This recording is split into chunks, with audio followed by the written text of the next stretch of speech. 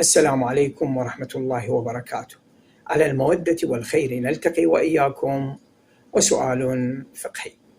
سؤالنا لهذا اليوم: هل المبالغ التي تصل إلى ذوي المتوفى كالراتب التقاعدي أو المنحة المالية التي تقدمها الجهة التي كان يعمل فيها ونحو ذلك، هل تعتبر إرثاً وتوزع على الورثة وفق القسام الشرعي؟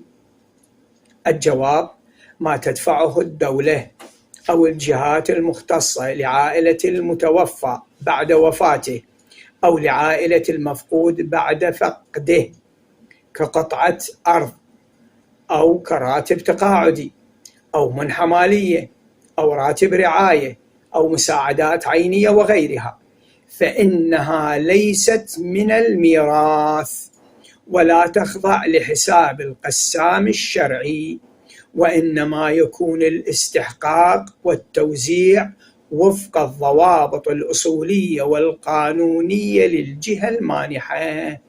والحمد لله رب العالمين، وصل يا رب على محمد وآله الطيبين الطاهرين.